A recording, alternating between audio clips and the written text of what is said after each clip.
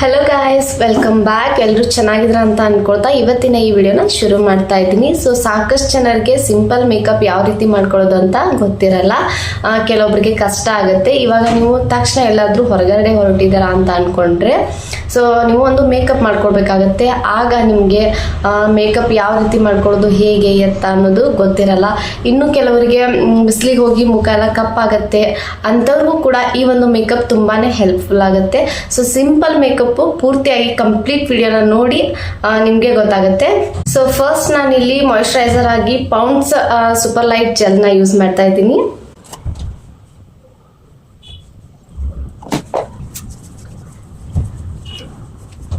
ಇನ್ನು ನೆಕ್ಸ್ಟ್ ಬಂದ್ಬಿಟ್ಟು ನಾನು ಇಲ್ಲಿ ಲ್ಯಾಕ್ಮಿ 925 ಸನ್ಸ್ಕ್ರೀನ್ ಅನ್ನ ಯೂಸ್ ಮಾಡ್ತಾ ಇದ್ದೀನಿ. ಇದು ಟಿಂಟೆಡ್ ಸನ್ಸ್ಕ್ರೀನ್ ಅಲ್ಲ.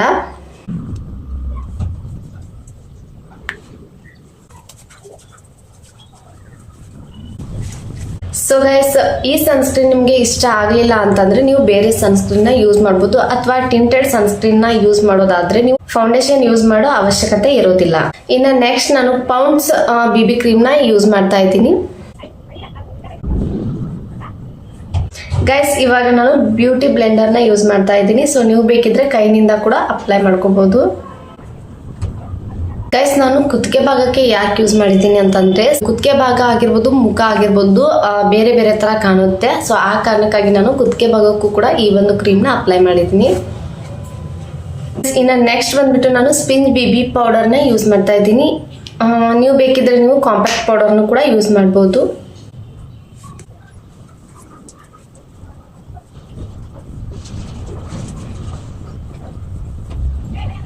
ನೆಕ್ಸ್ಟ್ ಬಂದ್ಬಿಟ್ಟು ಕಾಜಲ್ನ ಅಪ್ಲೈ ಮಾಡ್ತಾ ಇದ್ದೀನಿ. ನೀವು ಬೇಕಿದ್ರೆ ಐಲೈನರ್ ಕೂಡ ಅಪ್ಲೈ ಮಾಡ್ಕೊಳ್ಬಹುದು.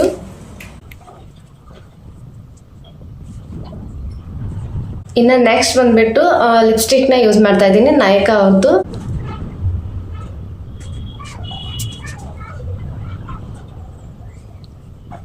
ಇದನ್ನೇ ನಾನು ಸ್ವಲ್ಪ ಟಿಂಟ್ ಆಗಿ ಯೂಸ್ ಮಾಡ್ತಾ ಇದ್ದೀನಿ.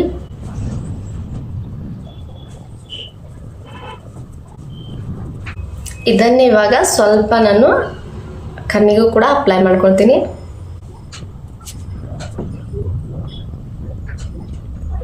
ಇನ್ನು ಲಾಸ್ಟ್ ಬಂದ್ಬಿಟ್ಟು ಗೈಸ್, ನಾನಿಲ್ಲಿ ಯಾವುದೇ ಥರದ ಐಬ್ರೋ ಪೆನ್ಸಿಲ್ನ ಯೂಸ್ ಮಾಡೋದಿಲ್ಲ. ಯಾಕಂತಂದರೆ ನನ್ನ ಐಬ್ರೋಸ್ ಚೆನ್ನಾಗಿರೋದ್ರಿಂದ ಈ ಥರದ್ದು ಒಂದು ಕರ್ಲರ್ನ ತೊಗೊಂಡು ನಾನು ನೀಟಾಗಿ ಶೇಪ್ ಮಾಡ್ಕೊಳ್ತೀನಿ.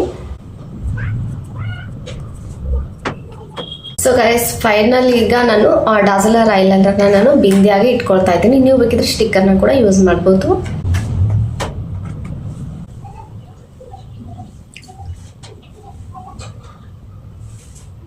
ಸೊ ಗೈಸ್, ನೋಡಿದ್ರಲ್ವ ಯಾವ ರೀತಿಯಾಗಿ ನಾನು ಸಿಂಪಲ್ ಆಗಿ ಮೇಕಪ್ ಮಾಡ್ಕೊಂಡೆ ಅಂತ. ಅದರಲ್ಲೂ ನಿಮಗೆ ಅಫೋರ್ಡಬಲ್ ಪ್ರಾಡಕ್ಟ್ಸ್ನ ಯೂಸ್ ಮಾಡಿ ಯಾವ ರೀತಿಯಾಗಿ ಮೇಕಪ್ ಮಾಡ್ಕೊಳ್ಳೋದು ಅಂತ ತೋರಿಸಿದೆ.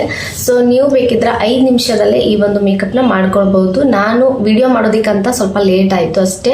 ಅದನ್ನು ಬಿಟ್ಟರೆ ತುಂಬಾ ಈ ಒಂದು ಪ್ರಾಡಕ್ಟಿಂದ ಯಾವುದೇ ಥರದ ಸೈಡ್ ಎಫೆಕ್ಟ್ ಆಗೋದಿಲ್ಲ.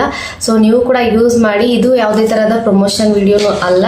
ಸೊ ನಿಮ್ಮದು ಯಾವುದೇ ಡೌಟ್ಸ್ ಇದ್ದರೆ ಹಾಗೆ ನಿಮ್ಮ ಅನಿಸಿಕೆ ಏನಾದರೂ ಇದ್ದರೆ ನನಗೆ ಕಮೆಂಟ್ ಮೂಲಕ ತಿಳಿಸಿ ಅಂತ ಹೇಳ್ತಾ ಈ ವಿಡಿಯೋನ ಇಲ್ಲಿಗೆ ಎಂಡ್ ಮಾಡ್ತಾ ಇದ್ದೀನಿ.